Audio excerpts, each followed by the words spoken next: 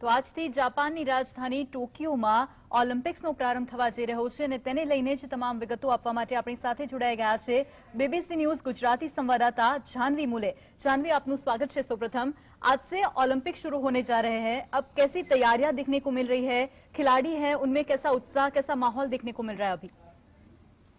वैसे जिस शादी के पहले जो माहौल होता है कुछ उसी तरीके का माहौल यहाँ पर है। मतलब लास्ट मोमेंट की सारी तैयारियां शुरू है।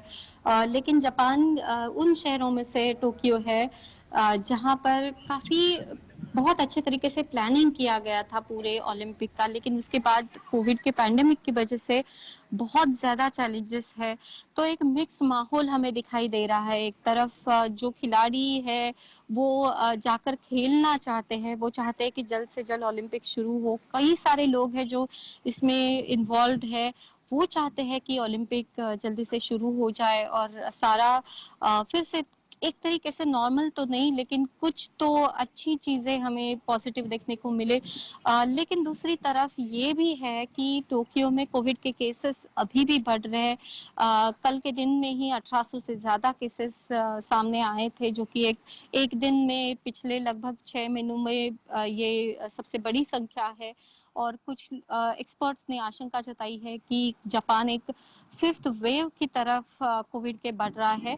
यहाँ पर हालांकि लॉकडाउन तो नहीं है, लेकिन फिर भी लोगों के बाहर जाने पर काफी पाबंदियां है। तो इसी वजह से सेलिब्रेशन का माहौल हमें कहीं पर भी दिखाई नहीं दिया है टोक्यो में अभी तक।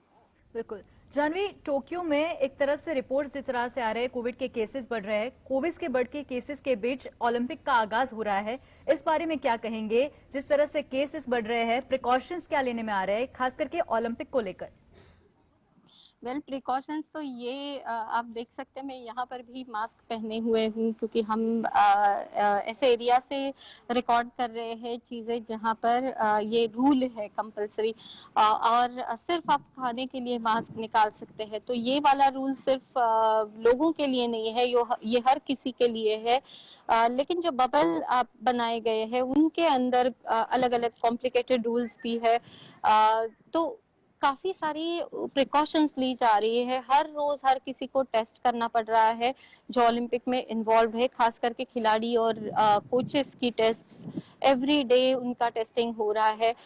साथ ही साथ लोगों की भीड़ यहाँ पर ना हो, ऐसी कई सारी परियोजनाएं भी हमें दिखाई दी है।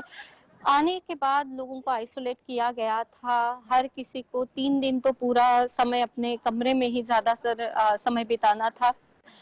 लेकिन इन सभी के बीच ओलंपिक का आयोजन, यही एक जिसे कहते हैं ना सरियल सी बात लग रही है फिलहाल। लेकिन जिस मौके की सभी पूरी दुनिया राह देख रही थी, वो अब कुछ घंटों में ही सामने आने वाली है। बिल्कुल जानवी, ओलंपिक विलेज की हर बार कोई ना कोई खासियत होती है, इस बार क्या खासियत देखने को मिल रही है ओलंपिक विलेज में? वैसे ओलंपिक विलेज में हमें जाने की इजाजत नहीं है बिल्कुल, क्योंकि वो एक खिलाड़ियों का अलग बबल भी है। और फिर जा भी पाते हैं तो हम आपको कुछ दिखा नहीं पाएंगे क्योंकि राइट्स के काफी इश्यूज होते हैं, जिसकी वजह से शायद ही हम आपको दिखा पाए। लेकिन वहां पे रहने वाले खिलाड़ियों से जो हमारी बात हुई, एक सस्टेनेबिलिटी पर काफी जोर दिया गया है। जैसे कि कार्डबोर्ड से बनाए गए बेड्स है। वैसे हमने एमपीसी जो मेन प्रेस सेंटर है ओलंपिक का, वहां पर हम काम करते हैं, तो वहां पर भी हमने देखा कि पार्टीशंस जो है वो कार्डबोर्ड के बनाए हुए हैं। तो काफी एक जापान जब कुछ भी चीज करता है तो वो अलग होती है, ऐसी एक धारणा लोगों के मन में होती है। और उस वही चीज हमें हर बार यहाँ पर दिखाई दे रही है। हालांकि उसकी भी आलोचना हो रही है, कुछ लोग इसके खिलाफ भी बोल रहे हैं। लेकिन फिलहाल तो जापान का, जिसे एक बोलते हैं ना कि एक जापानीज टच, वो यहाँ पर दिखाई दे रहा है। हर कोई आयोजन की कोई भी चीज है तो उसमें एक अलग चीज हमें दिखाई देती है। बिल्कुल, पूरी दुनिया में इस तरह का आयोजन पहली बार हो रहा है। क्या क्या यहाँ पे देखने को मिल रहा है, किस तरह के प्रिकॉशन? साथ साथ भारतीय खेमे की बात करते हैं तो भारतीय खेमे में किस तरह का उत्साह, कैसा जोश दिखाई दे रहा है अभी? जी, भारतीय खिलाड़ियों से तो हमारी जिसे डायरेक्ट कांटेक्ट बोलते हैं वो नहीं हुआ है। कोविड के रेस्ट्रिक्शंस की वजह के। लेकिन हमने बात की है कुछ ऑफिशियल्स और कुछ कोचेस के साथ, और उनका कहना यही है कि फिलहाल तो खिलाड़ी पूरा अपना जो समय है वो पूरा ध्यान दे रहे हैं अपने खेल के ऊपर, प्रैक्टिस के ऊपर। यहाँ आने के बाद सिर्फ कुछ ही दिन मिले थे उन्हें, क्योंकि काफी सारी फॉर्मेलिटीज करने के बाद ही आपको प्रैक्टिस के यहाँ पर जाने की अनुमति मिलती है। तो एक टफ प्रोसेस से आके, मतलब यहाँ आने से पहले भी खिलाड़ी आइसोलेशन में ही थे, फिर चार्टर्ड फ्लाइट से काफी सारे लोगों को यहाँ पर लाया गया, और यहाँ आने के बाद एक क्वारंटीन का रिजिम और ओलंपिक बबल के अंदर उनकी प्रैक्टिस चल रही है, और वो कॉन्फिडेंट है कि एक अच्छा परफॉर्म जरूर करेंगे। किसी खिलाड़ी से यहाँ आने से पहले मेरी बात हुई थी, और उनका कहना यही था कि हर बार जो कंपटीशन का लेवल होता है वो काफी अलग होता है, लेकिन इस बार हर देश के खिलाड़ी एक ही चीज से गुजर रहे हैं, तो ये एक तरीके से लेवल प्लेइंग फील्ड भी हो गया है सबके लिए। लेकिन साथ ही साथ लगभग 1 साल देरी से ओलंपिक हो रहा है, और इस तरीके के हिस्टोरिक ओलंपिक में सिर्फ शामिल हो पाना ये भी काफी एथलीट्स के लिए बड़ी बात है। तो वो पूरी उम्मीद है कि एक अच्छा परफॉर्मेंस जरूर कर पाएंगे। जानवी जी, अब बात ये आती है कि जब इतना बड़ा आयोजन हो रहा है टोक्यो में, कोई प्रोटेस्ट या ऐसी कोई खबरें आ रही है? जी, पिछले सप्ताह ही एक बड़े प्रोटेस्ट मार्च का आयोजन यहाँ पे किया गया था। काफी सारे लोगों का पहले से ही ओलंपिक को विरोध रहा है, लेकिन जब जैसे ही ओलंपिक की तैयारी शुरू हो गई और 2019 तक लोगों को लगने लगा कि एक अच्छे गेम्स का आयोजन जापान कर पाएगा, पर कोविड पैंडेमिक के बाद ये सवाल उठाए जा रहे हैं कि क्या ऐसे मौके पर खेलों का आयोजन करना चाहिए। अब बात ये भी है कि विरोधकों में से कुछ लोगों का कहना ये है कि हमारा विरोध इस चीज को नहीं है कि आप गेम्स ले रहे हो, हमारा विरोध इस चीज के लिए है कि आप इतने सारे लोगों को देश में आने का मौका दे रहे हो, लेकिन जो फैमिलीज है जो विदेश में अटकी हुई है, या फिर कोई यहाँ पे है जिनके फैमिलीज किसी दूसरे देश में है, उनको आने जाने पर आपने पाबंदी लगाई है, आप वैक्सीनेशन के ऊपर उतना जोर नहीं दे रहे हो, और इन सभी के बीच में खेलों का आयोजन करना उन्हें ठीक नहीं लग रहा है, और उसको लेकर प्रोटेस्ट तो जरूर हो रहे हैं।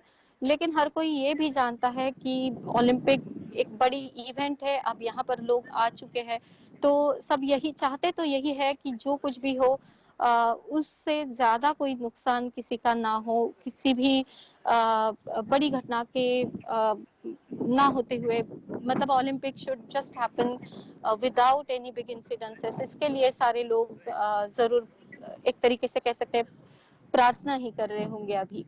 बिल्कुल जानवी, अभी तक 2 खिलाड़ी हैं जो कोरोना पॉजिटिव आ चुके हैं, इस तरह की खबरें आ चुकी है। इन खिलाड़ियों के लिए क्या क्या व्यवस्थाएं की गई है? जी, पूरे अगर ओलंपिक से रिलेटेड केसेस देखें तो 70 से ज्यादा केसेस है जो अलग अलग रोल में है। कोई खिलाड़ी है, कोई ऑफिशियल है, एक पूरी साउथ अफ्रीका की रग्बी टीम के कई सदस्य है जो नहीं खेल पाएंगे, तो उन्हें आइसोलेशन में रखा गया है। लेकिन उसका इम्पैक्ट उनके टीम के परफॉर्मेंस पे भी कैसे होगा, उसको लेकर भी काफी लोगों के मन में उत्सुकता भी है, और थोड़ा सा डर का माहौल तो है ही जरूर। लेकिन कहना ये भी है कुछ खिलाड़ियों का कि कभी ना कभी तो ये होना था, कभी ना कभी तो खेल शुरू होने थे, कभी ना कभी तो ओलंपिक फिर से शुरू होने वाला था। तो एक नए तरीके से चीजों को हम नए तरीके के साथ जी रहे हैं, तो उसे खेल में भी वो इम्प्लीमेंट करने का ये मौका, इस तरीके से उसे देखा जा रहा है। अब कौन कौन से ऐसे खेल है जिसमें ज्यादा अपेक्षाएं भारत से रखी जा रही है इस बार? भारत से तो हमेशा शूटिंग में अपेक्षा सबसे ज्यादा रहती है, क्योंकि शूटिंग में इतने सारे मेडल्स इससे पहले हमारे शूटर्स ने लाए हैं ओलंपिक में भी और बाकी वर्ल्ड टूर्नामेंट्स में भी, तो शूटिंग से उम्मीदें है ही। साथ ही साथ पीवी सिंधु है जो भारत की एक स्टार खिलाड़ी है, जिसके बारे में काफी सारे भारतीय लोग जो यहाँ पर रहते हैं वो चाहते हैं कि एक अच्छा परफॉर्मेंस देखने को मिले। लेकिन जहाँ के जर्नलिस्ट जिनके साथ हमारी बात हुई, ज्यादातर लोग भारत के किसी खिलाड़ी का नाम अगर लेते हैं तो वो दीपिका कुमारी है, जो आर्चरी में फिलहाल नंबर 1 है। और आज ही उनका एक जिसे रैंकिंग राउंड बोला जाता है, पहले मैचेस होते हैं, वो परफॉर्मेंस के बाद उन्हें 9th सीडिंग भी मिली है। तो उनसे काफी उम्मीदें लोगों को है। और मेरी कोम जो हमेशा से एक इंस्पिरेशन रही है, तो इस बार ओलंपिक में वो क्या कर पाएगी, उनके ऊपर ध्यान रहेगा। और मैंने सारे तो लड़कियों के नाम ही ज्यादा लिए हैं, लेकिन इनके अलावा नीरज चोपड़ा है जो जैवलिन थ्रो में जिनका नाम हमें काफी सुनाई दे रहा है। बाकी के देशों के जर्नलिस्ट भी उनके परफॉर्मेंस के बारे में जानना चाहते हैं। जी धन्यवाद જાનવી, आप जुड़े और सारी जानकारी दी इसके लिए।